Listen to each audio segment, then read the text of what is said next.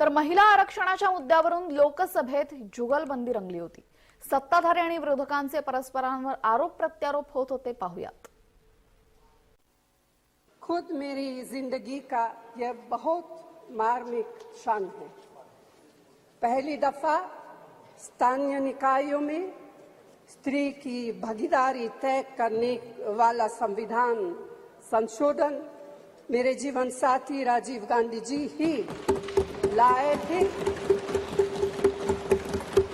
उन्होंने लाए थे जो राज्यसभा में 7 वोटों से गिर गया था। कांग्रेस पक्ष ने आज सोनिया गांधी जी ने समर्थन दिया। उन्होंने कहा ये सपना हमारा था, हमने ये बिल लाया था। तो मुझे उनसे भी एक प्रश्न पूछना है कि 27 सालों में अगर ये आपकी इच्छा थी, आपका सपना था, तो 27 वर्षों में आप ये पूर्ण क्यों नहीं कर सके? मोदी जी की सरकार को सिर्फ 9 वर्ष हुए। 9 वर्ष में उन्होंने महिला के लिए, अधिकारों के लिए ये बिल भी लाया, पेश भी किया, और हम महिलाओं को, ये देश की महिलाओं को इतना कॉन्फिडेंट भी है कि आज वो बिल पास भी होगा।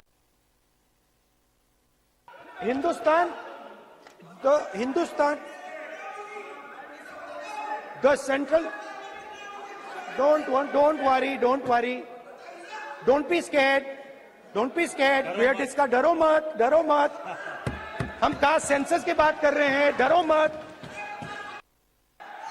माननीय अध्यक्ष जी,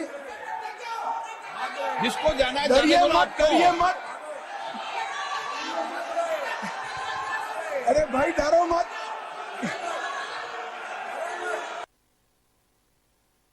तो सवाल उठता है कि इस देश में कितने ओबीसी हैं, कितने दलित हैं, कितने आदिवासी हैं, और उस सवाल का जवाब सिर्फ कास्ट सेंसस से मिल सकता है।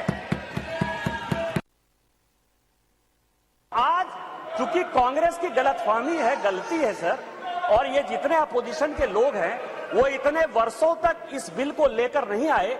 हमारे माननीय प्रधानमंत्री जी ने ये नैतिक साहस दिखाया, हमारी पार्टी ने ये नैतिक साहस दिखाया।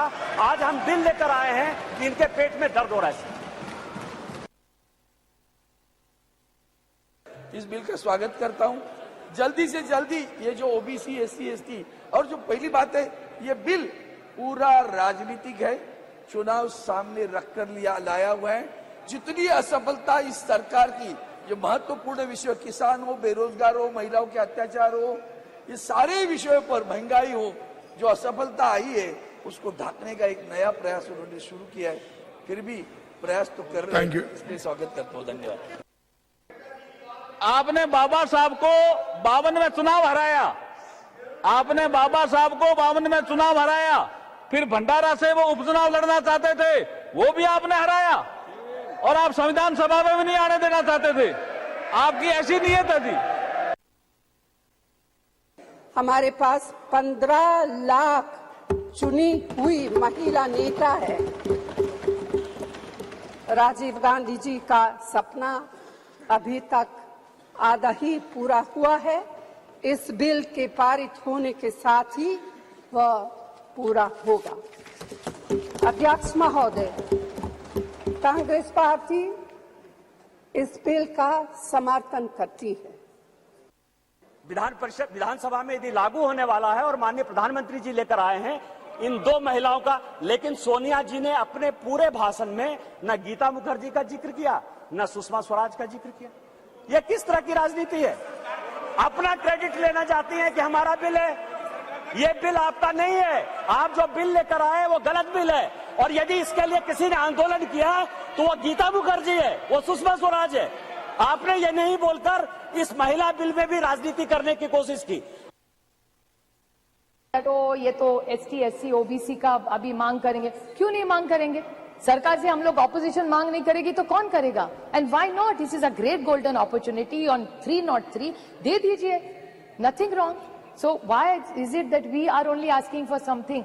बड़ा दिल करके आप ST, SC, OBC, let's make a constitutional amendment. It's a special session. Let's send a message to this nation.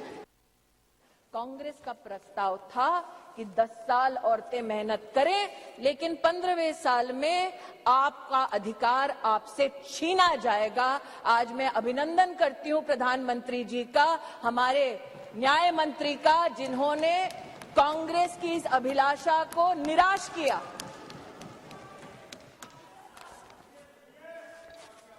फिर इनका ये वक्तव्य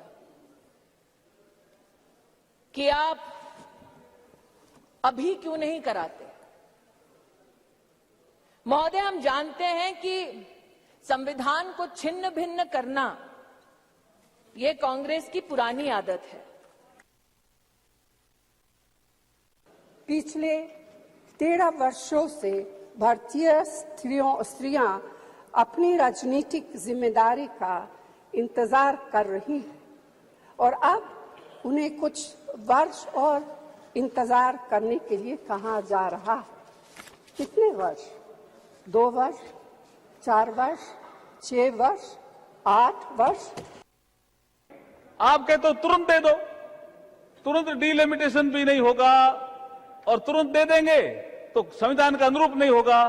तो क्या आप चाहते हो कि हम तुरंत देकर के इसको, जब आप तो चूंकि हम तो यहां पास करेंगे, आपके सहयोग से पास होगा, लेकिन आप पीआईएल लगा करके सुप्रीम कोर्ट में भी तो जाओगे, तो आप चाहते हो कि वहां बिल अटक जाए। इसलिए महिलाओं के उचित प्रतिनिधित्व देने वाला ये बिल है। आप सबने सहयोग किया, मैं आभार भी प्रकट करता हूं, लेकिन ये टेक्निकल बातों में अपने को इतना उलझना नहीं चाहिए, क्योंकि ये सब सोच समझ करके ही इस बिल के लिए प्रावधान किए हैं।